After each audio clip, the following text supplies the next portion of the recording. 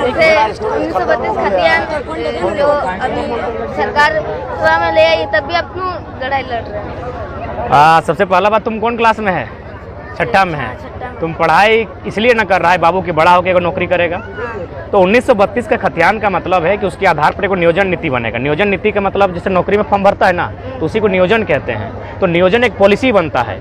यदि 1932 का खतियान के लिए हम लोग नहीं लड़ते हैं और उसके आधार पर अगर नीति नहीं बनता है, तो तुम यहाँ पढ़ेगा, छठा के बाद 10 जाएगा, 10 के बाद तुम 12 जाएगा, और जब तुम बड़ा होगा, जब तुम नौकरी का फॉर्म भरेगा, तो पता चलेगा तुम्हारे साथ साथ बिहार, यूपी, बंगाल का लड़का लोग भी यहाँ फॉर्म भरा है। तो उससे क्या होगा, उन लोग थोड़ा तुमसे तेज भी है, क्योंकि हम लोग झारखंड के लोग हैं, और साथ ही तेज हैं या नहीं हैं वो बाहर के लोग हैं, तो तुम्हारी नौकरी को बाहर के लोगों को दे दिया जाएगा। जबकि वो नौकरी किसकी थी? तुम्हारी थी, क्योंकि तुम झारखंड के हो, नौकरी झारखंड में है, तो नौकरी झारखंडी की है ना, तो वो तुम्हारी नौकरी बाहर के लोगों को बांट देगा। इसीलिए हम 1932 के खतियान की लड़ाई लड़ रहे हैं, ताकि क्या होगा, उसी के आधार पर एक नीति बनेगी। उससे क्या होगा, जो बाहर के लोग लड़के हैं वो छट जाएंगे, उनका अपना घर है, अपना राज्य है।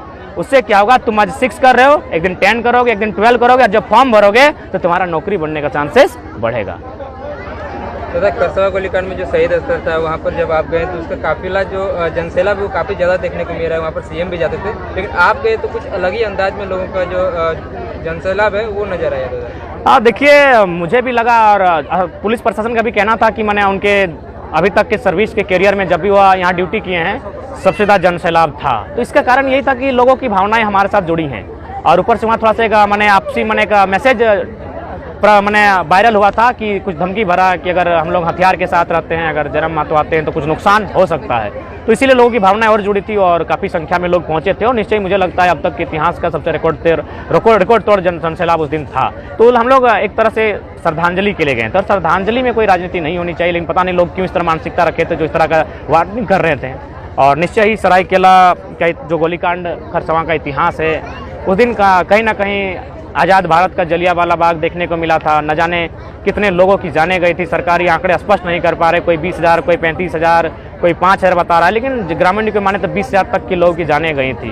तो कहीं ना कहीं उसका आधार यही था कि हमारी अलग पहचान है।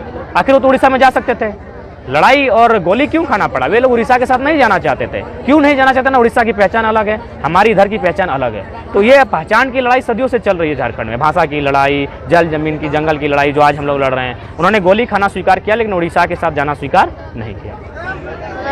आप जैसे आंदोलन कर रहे हैं, हमें भी आंदोलन करना चाहिए या पढ़ाई करना चाहिए? देखिए, सवाल तो बहुत बड़ा है, लेकिन तुम अभी 6ठी क्लास में हो, इसलिए तुम्हें फिलहाल पढ़ना है।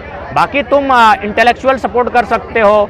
कभी अगर तुम कहीं कुछ कागज में लिख सकते हो, तुम पढ़ने वाले छात्र हो, तो तुम मान के चलो 6 क्लास में हो, तो 4 लाइन की कविता आंदोलन के बारे में लिख सकते हो। जो लड़के लोग आंदोलन में हैं उनके लिए लिख सकते हो, उनको पॉजिटिव देने के लिए। जैसे जब भगत सिंह आंदोलन करते थे, ये इनकलाब जिंदाबाद भगत सिंह का स्लोगन नहीं है, पहला बात जान लो। भगत सिंह ने स्लोगन को पॉपुलर किया है। ये स्लोगन था हजरत मोहिनी का। हजरत मोहिनी करके एक कवाली गायक थे, उन्होंने भगत सिंह को इम्प्रूव करने के लिए इस गजल को गाया था, इनकलाब जिंदाबाद। फाइनली ये भगत सिंह का नारा बन जाता है। तो ठीक उसी प्रकार तुम 6 क्लास में तुम अभी पढ़ो, लेकिन हाँ, तुम 2-4 कविताएं अगर लिख सकते हो तो लिखो, और उसके माध्यम से तुम घर में पढ़कर अपनी पढ़ाई को कर 2 कविताओं के माध्यम से बोलकर तुम सपोर्ट कर सकते हो। बाकी तुम्हें अभी 6 क्लास में तुम अच्छे से पढ़ाई करो।